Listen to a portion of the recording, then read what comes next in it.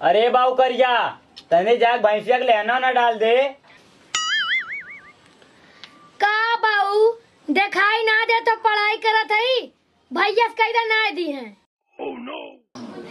अच्छा जब तो के काम करे कहिए तब तो हरदम पढ़वे करे ले चुपचाप आई के कोई ना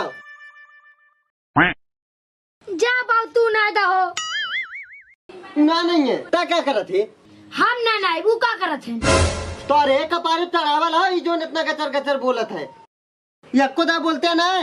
अरे फारे तो हने तो आपसा में कट मारिया बा रोज सारे कपारे पे कचर कचर करे रही हैं। ये कुल तुम्हारे वजह से होता हो। तुम्हारे वजह से होता हमरे वजह से होता नहीं हमरे वजह से होता। अरे फारे तो हने फान तो राबा के दोनों मिला सुबह सुबह झगड़ा कर बा।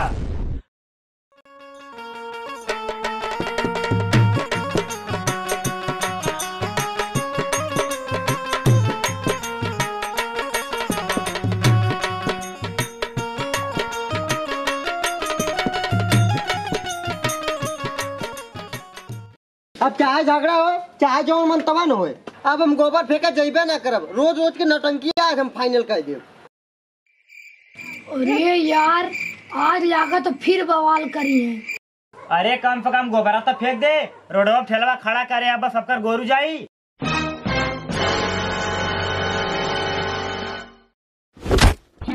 जा जल्दी गोबर फेंक के आवा तो जा जा तुरंत जा।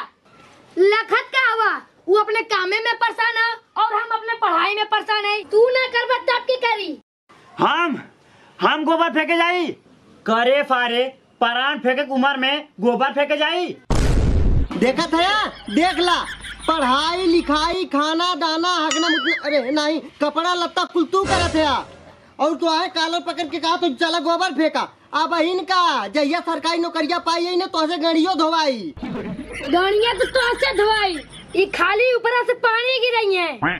सुनत है सुन ला ये कुल करत पड़ी। रुक फारे तोहने काज मान के बढ़ावा निकाल दे थैला लठिया कहाँ हो तन लाओ तनी रे। अच्छा नहीं बाबू रुका रुका हम ही लइया गोबरा फेंक देते ही।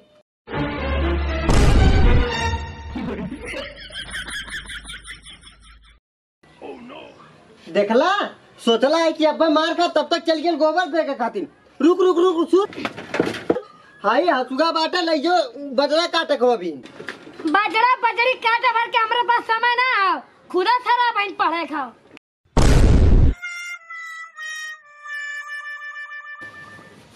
कुहो बाऊ तुम्हें लागत हो कि अगर ये सरकारी नौकरियां पाई है तो हमने कुछ समझी। ए बाबू कुछ समझे चाहे जीन तो है तो मालूम है सरकारी नौकरी कितना डिमांड है।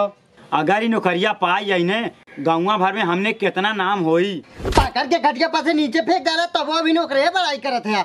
आज एक बात पक्का या तो वो घरे रही या तो हम। अरे रोहित बाबू तू अभी है कुल कहबा तू तो समझदार है याने। हाँ कहा ना समझदार तो है ही तब ने आज गोरू भैंस के चक्कर में रही के यही पागल बना ली लेकिन अब तो लोगन की चलाकी चली ना हम जाब कमाए जाब। अरे अब यह कुल कहबे अरे अब तो खाली कहत रही लेकिन अब करब और ज्यादा दिमाग लगाइबा तो तुम्हें पीट पाट के जाओ। अरे फफूर लोगन जवान मन का है तमन करा अब हम ना कुछ बोला। oh, no. हाँ तो गलीम तो यही बाकी कुछ बोले मत हाई अपन घर द्वार देखा था क्या हम हूँ जात बाटी कमाए भुला जाए कि तुम्हारे लड़का रहा है। अब जिंदगी में कहियो घरे ना आई भले खाए भी मर जा।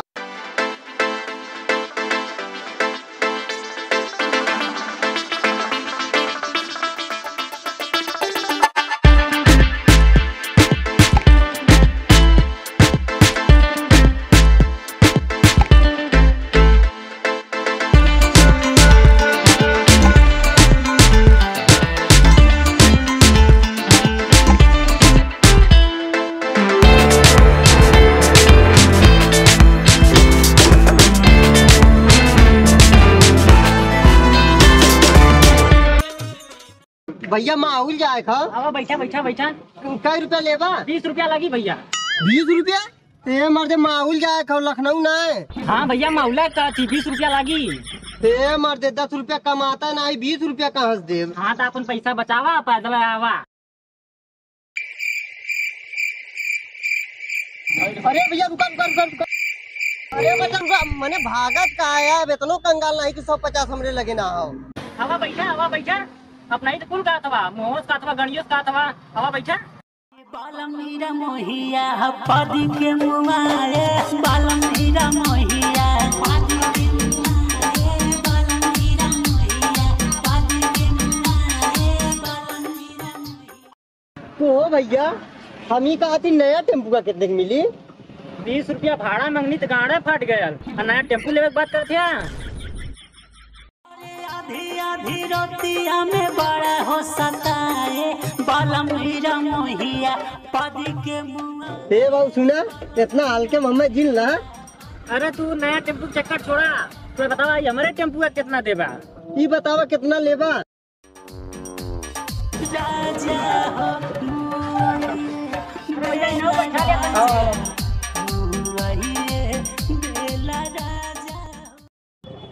हमारे टेम्पू का अरे मर्दे तू 5000 अब्बा टेम्पू तू ले ला पक्का ने? पक्का मर्दे 5000 टेम्पू तो हार देखा भैया तारो लोगन सुना था या ने? हाँ भैया सुना था बाकी पैसा दे तब ने। हे ड्राइवर टेम्पू साइड करा हम 5000 रुपया दे थी।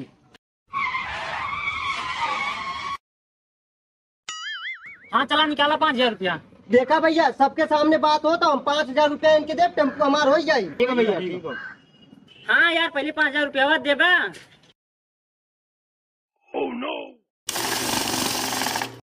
पहला 5051 रुपया उधरा जानी जा कमाए कलकतिया राजा मारे लिसवतियों। कहो भैया अब हमारा टेम्पू हो गए।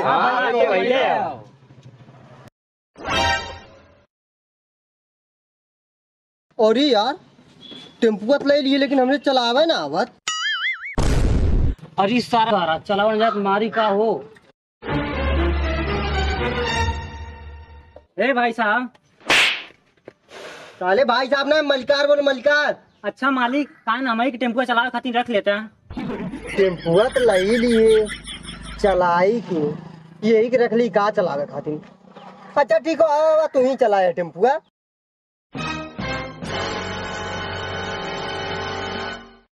अरे भाई घबरा जन लोगन अब बैठा खतरा चल गया बा।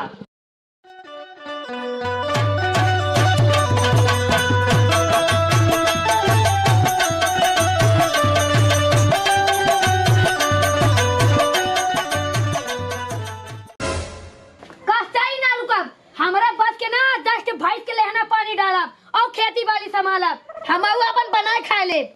अरे फारे हमारे तन को समझ में ना आवा था तो उन्हें का करवैया लगल है। का करवैया लगल है?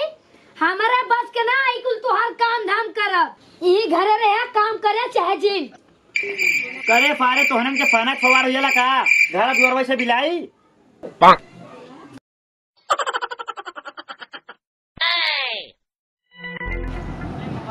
भैया फूल चले खाओ बैठा पैसा ना है लेकिन टेम्पो रोडवा छेक के रोकवला पैसा खुद बना।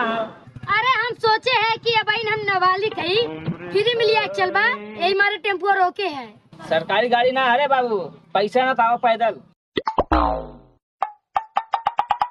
अरे जातन का है ने सारा जब घर से निकली गए कौनो न कौनो काम करे पड़ी तब कुछ होई भूखियो लागल हो चली कौनो दुकानी पे तेल पानी लगाए कुछ खाए बदे। oh, no.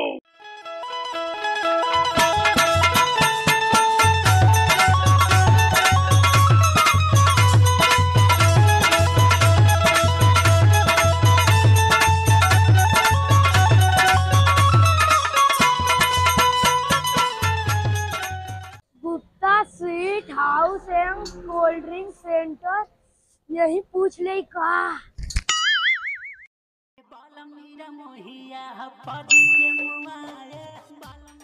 भैया तुम्हारे दुकान में काम करे चाहती कोनो काम बा? अरे ऐसे कैसे तुम्हें काम धाम कर रखी यार? कहाँ गाँव तुम्हार घर तो कहाँ पड़ी? बस भैया ये कनरा बगल में कनरी कंदरी से वाह चला काम तो बहुत है। कौन काम कर बे? कोनो काम ज्यादा कर ले तो ठीक है तो एक काम करा हाली से कपड़ा ले फुल टेबल लेके हाली से झाट पोछना होता जाता। अरे लेकिन सुना पैसा कितना लेगा? अरे भैया जितना मन करी उतना दे दिया, पहले कम तो करे था। जा जा जा, करा जा करा।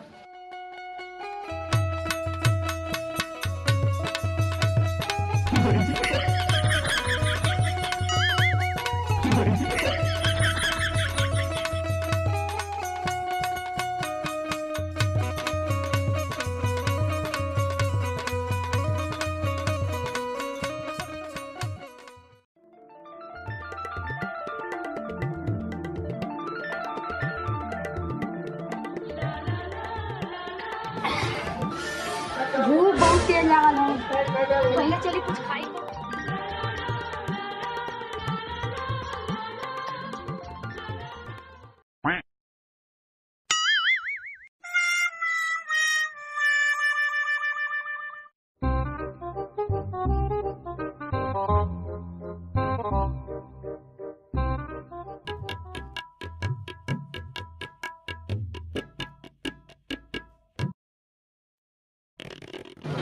सारा एक समोसा खैली जैसे मालूम दतवा में फसल नहीं है। इतने घाटी और मिल जाए तो मजा आ जाए। चलिए चलो घाटी खाई का। भैया इतने घाटी रहना।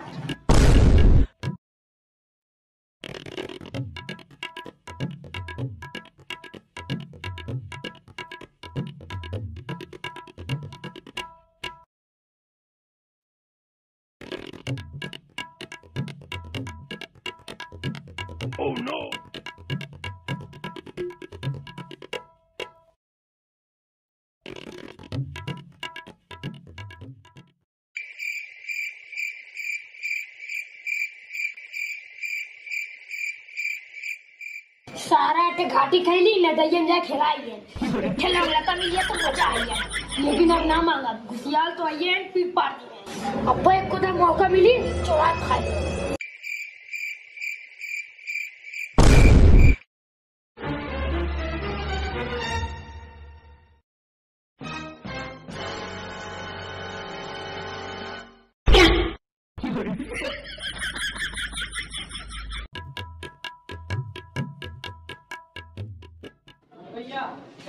ठंडा रहता है कौन ठंडा? राइट रुका रुका लेके आओ रुका।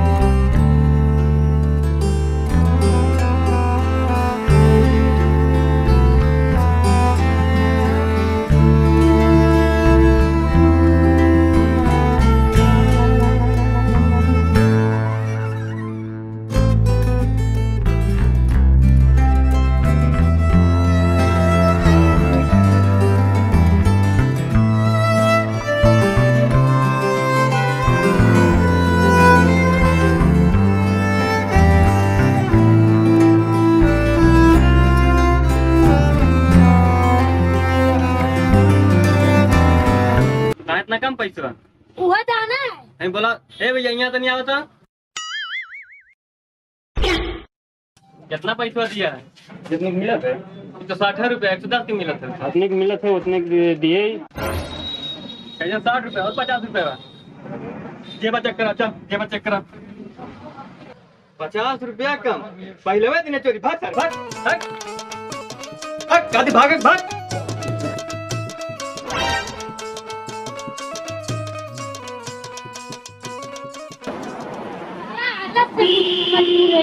जहाँ जाती तहाँ कुटाई जाती। अरे सरा ये तो बाल काट वाला है। जा देंगे सीखे कोई दूसरा दुकान पे। भैया कोनो काम धाम हो? काम तो बहुत हो। कवन काम करगा? अरे बस ये ऋण चुन समाई। बाबू ये कुल काम तो हम कई ले। बस खाली तुहार एक काम हो, सबके साइकिल में हवा भरे हो। ये काम होता है खाली। भाग मार दे साला पावर का शरीर है। हम 40 अपने साइकिल में हुमुच हुमुच के हवा भरी बना कर तुम्हारे किए काम। तो बेटा फुर रही जा। सारा समझ में ना हो तो का करी आइडिया। अरे टूटल चप्पल जोड़ीला जुड़ल दिलवा तोड़ीला। अरे जुड़ल दिलवा तोड़ीला। 10 रुपया में पालिश वाला 20 रुपया हम लेला। 10 रुपया में पालिश वाला 20 रुपया हम लेला।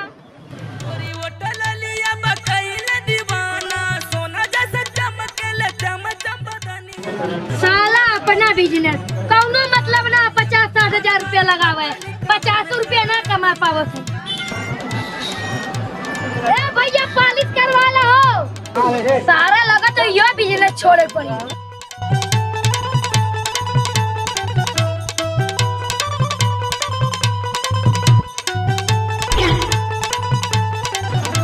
ए भैया रुका तनी। बोला कहाँ जाए एक बार? जा तू कहीं ना बा तो के काम बा। बोला कवन काम बा? अरे भैया कहा ना हम अपने साथ टेम्पो अब रख लेते हैं। अरे बाबू हम पैसा पे ड्राइवरी करते हैं। हमार मालिक तो ऊपर बाटे हैं। चला भगवान उनके आत्मा शांति दे। अरे इतना ऊपर ना बाटे कहले का मतलब ऊपर सुतल बाटे हैं। बाहर मालिक ऊपर सोवल है कभी बुलावत है। हे मालिक तनी आवा उतर के तो देखा नीचे कोनो बढ़िया कस्टमर आयल है। कवा नया डिस्टर्ब कर दिए। और ये कुलदीप। अरे भैया तू। अरे ऊपर मत हम खुदा बथी नीचवा।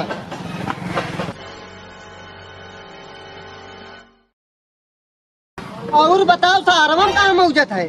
भैया जब तू घर से निकलला ने तब हम गुस्सा के मारे घर से निकल गए। लेकिन अब अभी तक कोनो काम धाम ना मिला। काहे सरकारी नौकरियां ना मिलल का? भाग मार दवा। ये प्राइवेटो मिलल मुश्किल है। तू सरकारी नौकरी के चक्कर में है यार। अबे तो टेंशन काहे लेते? और भाई सरकारी नौकरी ज्यादा पैसा कमाता है। अब आ चल घरे।